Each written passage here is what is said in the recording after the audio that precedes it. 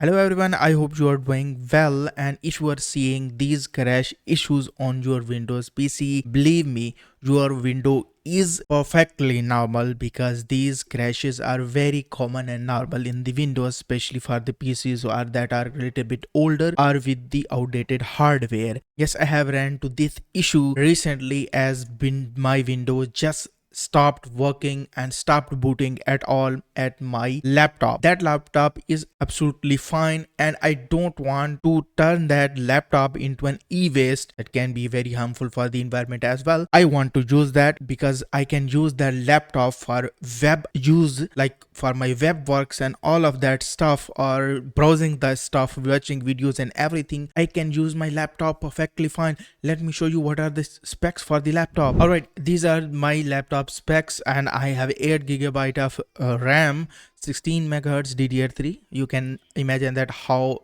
it is old. It's like you can imagine it is probably a decade old PC, and the processor that it is running, it's i5 3230M CPU. And let me check on the Google that how much this one is old. Okay, this PC is from 2013. My kid is just going crazy out there. I don't know why, but his mom is with him. So let's keep rocking. Anyway, so today I am going to fix this issue, like more kind of Windows crashes, window just gets unbootable, and I cannot browse 2 or 3 tabs on this laptop. But trust me bro, the fix I have, I'm going to install the Ubuntu on this laptop, and after that you will be surprised at how much this laptop can handle that. And you can also have an idea that how much the window is crappy. Believe me, with this hardware I cannot open 3 or maybe not more than 4 tabs on the Chrome, even on the Edge browser, even the Firefox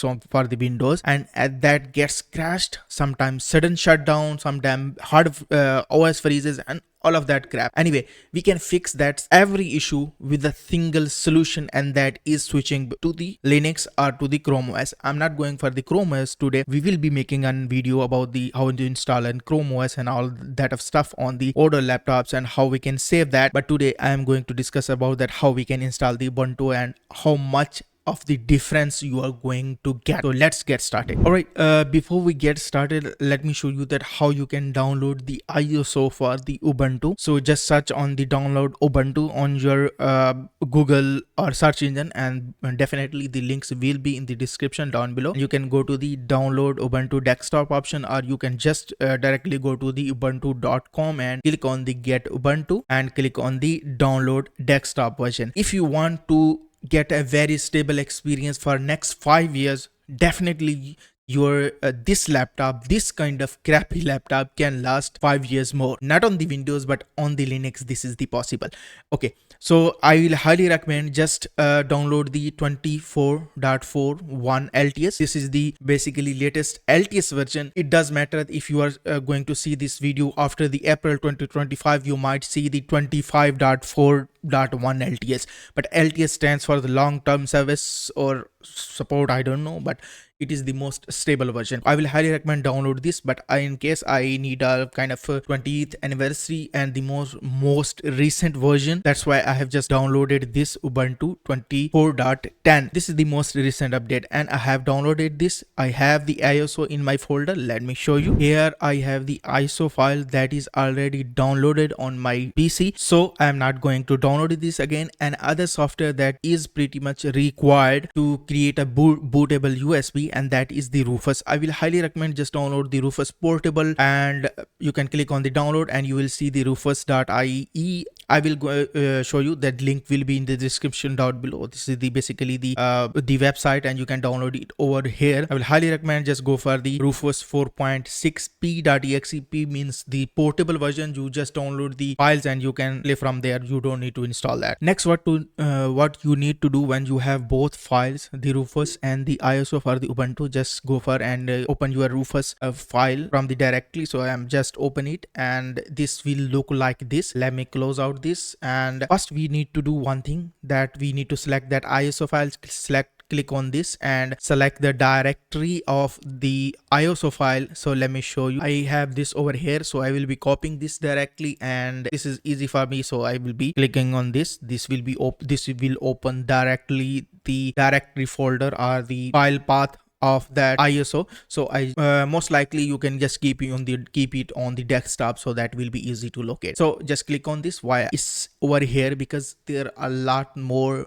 installation of different operating systems are on the way, so stay tuned. I highly recommend just click on the subscribe button and so just click on it and open it. And the another thing that we need to do, we need to plug a USB drive into our PC. Make sure it should be more than 16 gigabyte or at least 16 gigabyte, so everything should go smoothly. Anyway, as you can see, my USB drive is plugged in and it has just automatically detected it. This is the USB drive. It is 32 gigabyte over here, and you have selected your ISO file, you have selected your device, in the device section, your USB drive, and that's it. And the next thing that you need to select, that is, if you want to go with the UEFI, I will highly suggest you should go with the UEFI and click on the GPT and select UEFI. UEFI will be selected automatically. If you select the UEFI, we need to check one more thing. I will be showing you that in a minute as well. And you are pretty much done over here. Just click on the start and let the process complete. When this process is completed, just pull up your USB drive and then plug into our laptop, and I will show you how we can install the Ubuntu. Alright, remember, I have already installed this OS in my laptop. You might be seeing over there, it might be defocused, it's over there. So that's already installed, and I have recorded everything. So I'm going to step by step to show you that how we can install this. Number one thing, make sure you must be known that what is the key for this setup to go into the BIOS setting for your laptop or your device or whatever your PC you have.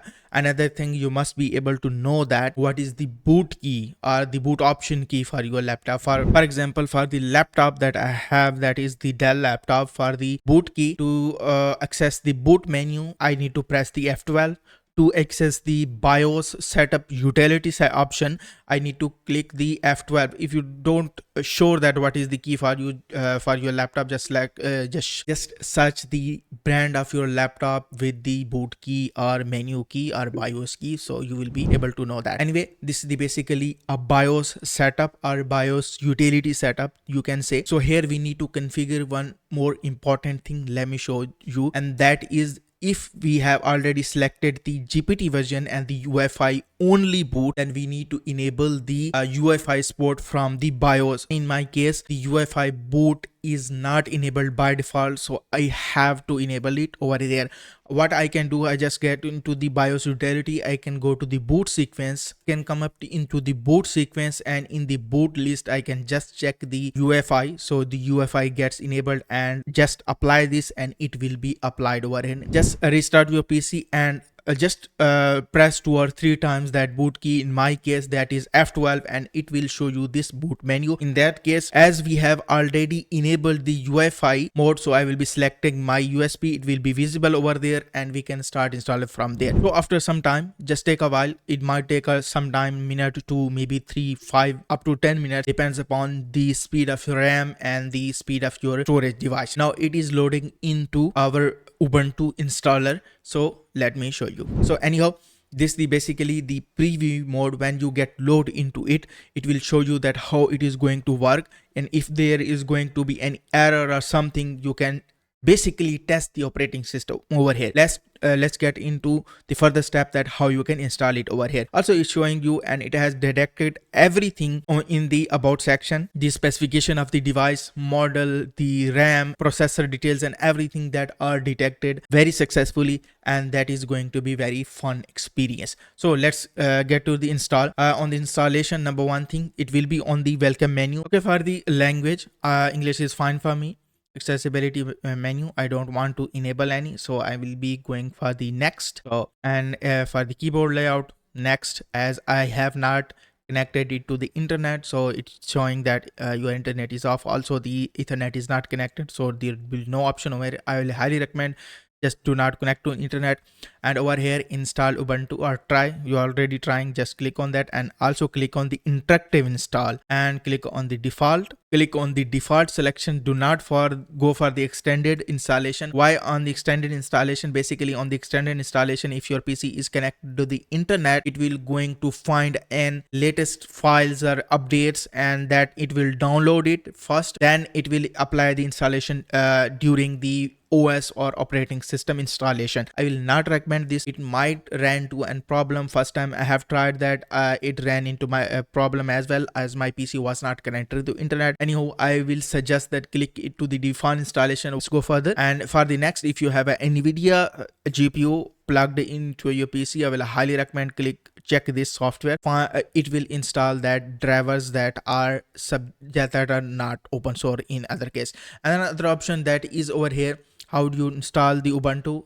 If you want to delete your whole hard drive, I will not recommend that. You can go with the erase disk and install the Ubuntu. I will say click on the manual installation if you can bear with a little bit more options. Okay, over here I am seeing basically the SDA and SDB. Basically these are the storage devices. SDs are storage devices, the SDA storage device A and the SDB storage device B. The SDA basically, it's also showing us the capacity. The SDA basically is the main SATA drive that is connected into my laptop, and this is also showing the SDB, which is the basically USB drive, 32 gigabyte of the USB drive that is plugged into our laptop, and that has kind of boot drive of the Ubuntu. It's also showing that, but I will say just ignore everything and focus on your main hard drive, where you want to hard drive or SSD, whatever you have.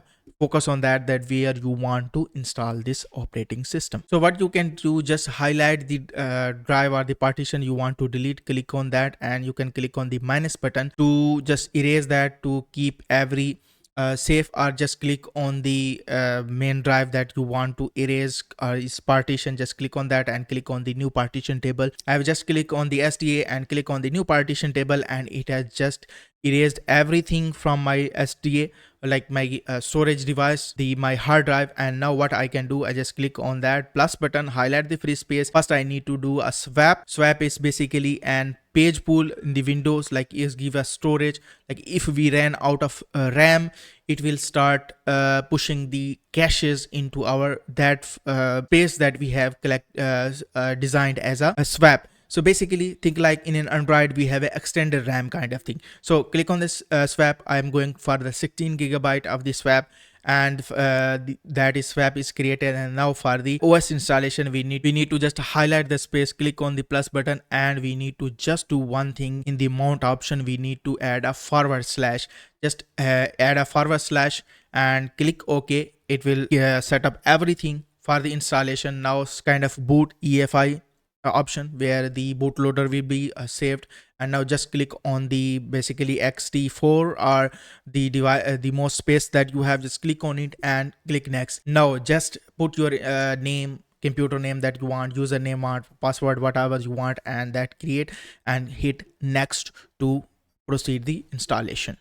Click next, and the next just select your time zone and hit next. And this is the basically summary overview that what is going to happen. Just click install and it will start installing. After some time, the installation will be completed and it will show you this message: installation is completed, and now you can restart your PC. Congratulations, you have just get rid of the world most crappy operating system Windows, and you have a Ubuntu installed on your laptop. This video is going to be turned to a very long video, and as you can see, I am just testing this operating system. We will be making another video as well. Depends on either you going to like this or not. And I have just tried to run almost 45 Firefox tabs on this PC. 8 GB of RAM, the DDR3 1600 MHz, an old crappy laptop from 2013, and it handled 45 Chrome tabs. Half of them or mostly of them were the YouTube videos playing in the background. So that is amazing. It is impossible on the Windows. Anyway, if you need a more details that how much of the difference you can get, if you quit that tab, it will instantly refresh the RAM. Anyway, if you need more detail that how much of the difference you are going to feel, please let me know in the comments down below. I'll make an video.